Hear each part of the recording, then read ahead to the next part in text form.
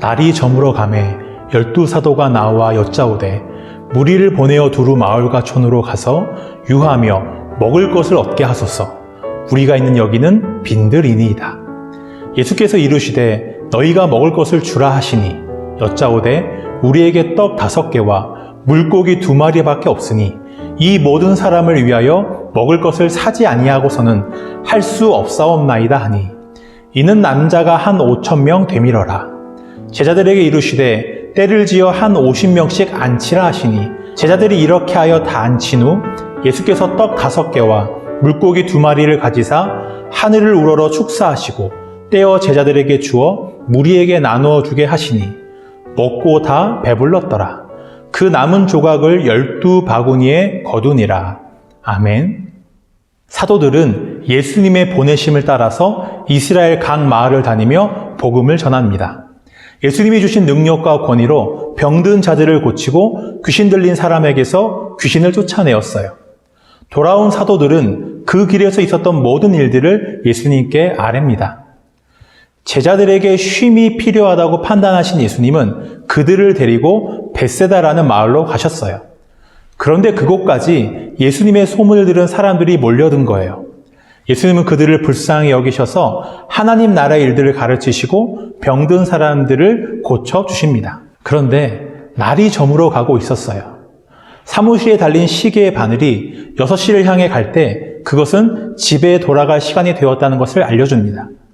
붉게 물들어가는 들판은 이제 사람들을 돌려보낼 때가 되었음을 알려주는 거예요. 날이 저물자 허기와 피곤이 몰려왔고 그들에게는 먹을 음식과 쉴 곳이 필요해졌어요. 날이 저물어 가매 12사도가 나와 여짜오되 무리를 보내어 두루 마을과 촌으로 가서 유하며 먹을 것을 얻게 하소서. 우리가 있는 여기는 빈들이니이다.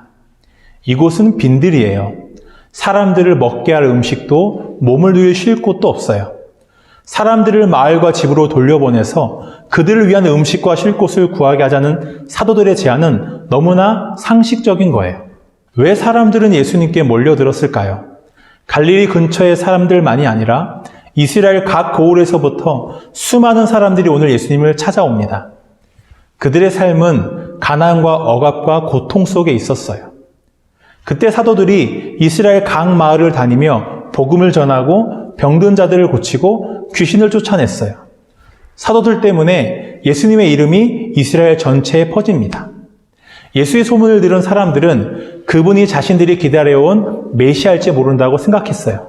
그분이 자신들이 겪는 고통과 문제들을 해결해 줄 것을 기대하며 예수님께 나아온 거예요. 예수님은 죄와 죽음의 권세에 사로잡혀 있는 그들에게 하나님 나라의 일들을 알려주셨고 질병으로 고통받는 사람들을 고쳐주십니다. 그러다가 날이 저문 거예요. 이제 그들에게 필요한 것은 하나님 나라의 일들을 듣고 병 고침을 받는 게 아니에요. 음식과 쉴 곳이 필요했어요. 그것은 이제 그들 각자가 해결해야 할 문제이고 사도들은 예수님께 그들을 돌려보내자고 말한 거예요. 해가 저물어가는 시간에 사람들은 마을로 흩어져 낯선 집의 문을 두드리며 자신들을 위한 음식과 쉴 곳을 구합니다. 이 모습은 마치 주일의 예배가 끝나고 나의 만족과 쉴 곳을 찾아 각자의 자리로 흩어져가는 우리의 모습과 닮았어요. 우리의 삶에는 마치 예수님의 시간과 나의 시간이 나뉘어져 있는 것 같아요. 예수님이 일하시는 영역이 있지만 예수님이 책임지시지 않는 영역이 있는 것처럼 우리는 살아갑니다. 너무나 상식적인 제자들의 제안에 예수님은 황당한 대답을 하십니다. 예수께서 이르시되 너희가 먹을 것을 주라 하시니 제자들에게 있는 것이라고는 보리떡 5개와 물고기 2마리밖에 없었어요. 그것으로는 남자의 수만 5천이 넘는 사람들을 먹일 수 없습니다. 제자들에게는 모인 사람들을 위해 음식을 사올 돈도 없었고 그러한 돈이 있다 하더라도 그곳은 빈들이에요. 음식을 사올 곳이 없는 메마른 허허 벌판이었어요. 그러나 예수님은 제자들에게 사람들을 50명씩 때를 지어 앉게 하라고 말씀하십니다. 제자들은 예수님의 말씀이 이해가 되지 않았지만 그 말씀에 순종하여 사람들을 둘러 앉게 했어요. 예수님은 떡 5개와 물고기 2마리를 받으시고 하늘을 우러러 축복하시며 기도하셨어요. 그것을 떼어 제자들에게 주어 사람들에게 나누어 주게 하십니다. 그것으로 빈들에 모인 모든 사람들이 배불리 먹는 기적이 일어났어요. 남은 음식을 모으니 커다란 광주리로 12이나 나왔습니다. 똑같은 사건을 말씀하고 있는 마가복음에서는 예수님이 사람들을 목자 없는 양같이 불쌍히 여기셨다고 되어 있어요. 그곳은 빈들이에요. 예수님이 보신 사람들의 모습은 빈들에 목자 없이 버려진 양과 같았어요. 목자 없이 빈들에 노출되어 있는 양은 취약합니다. 먹을 것과 쉴 곳을 찾을 수 없고 안전할 수 없어요. 예수님은 그런 사람들에게 하나님 나라의 일들을 가르치셨어요. 하나님 나라의 일이 뭘까요? 목자 잃은 양이 자기의 목자를 찾는 것입니다. 하나님을 잃어버렸던 우리가 다시 하나님의 보살핌과 인도를 받는 것이 하나님의 나라의 일들입니다. 목자는 양의 일부만을 책임지지 않아요. 목자는 양의 모든 것을 책임집니다. 우리는 하나님을 찾으면서도 그분이 나의 전부를 책임지시는 목자라는 것을 잘 믿지 못합니다. 하나님께 영적인 힘과 위로와 내 삶에 필요한 도움을 구하긴 하지만 그분께 전부를 맡기고 전부를 구하진 않아요. 나의 먹을 것과 쉴 곳을 위해서는 마을로 가야 한다고 생각했던 사도들과 사람들처럼 우리는 내 삶의 많은 부분을 내가 책임지려 합니다. 하나님보다 내가 더 지혜롭고 능력이 있는 것처럼 굴어요. 우리는 양인 주제에 목자인 척합니다. 지가 길을 아는 것처럼 자신을 지킬 힘이라도 있는 것처럼 겁없이 혼자 빈들을 향해 나아가요. 우리의 삶은 빈들이에요. 그래서 고달프고 힘들어요.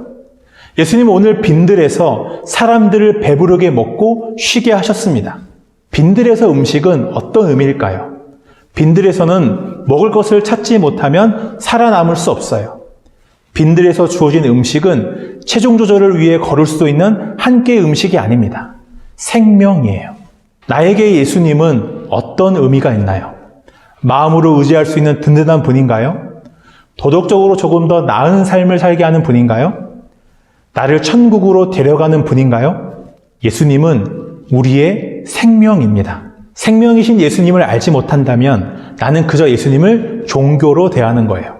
우리의 삶은 사랑이고 생명이신 예수님과 동행하는 삶이 아니라 그저 종교 생활을 하는 것입니다. 생명은 다른 것으로 대체할 수 없지만 종교는 다른 것으로 대체할 수 있어요. 종교에는 은혜가 필요하지 않아요. 그냥 내 힘으로 이루는 거예요. 종교는 내가 그 시스템에 무언가를 주고 그에 대한 대가를 받는 것입니다. 그래서 사랑의 관계가 아니라 계산적인 관계예요. 예수님은 제자들에게 사람들을 양식을 찾아 마을로 보내지 말라고 말씀하셨어요. 예수님이 직접 그들을 배부르게 하고 쉬게 하셨습니다.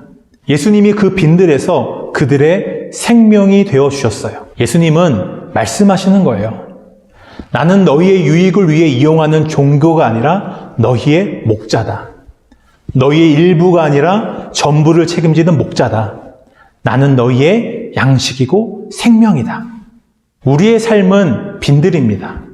그 빈들에서 내가 목자인 것처럼 살아가지 마세요. 목자의 음성을 따르는 양으로 살아가세요. 목자를 잃은 양은 한 가지밖에 할 줄 모릅니다. 자신의 목자를 찾아 울어요.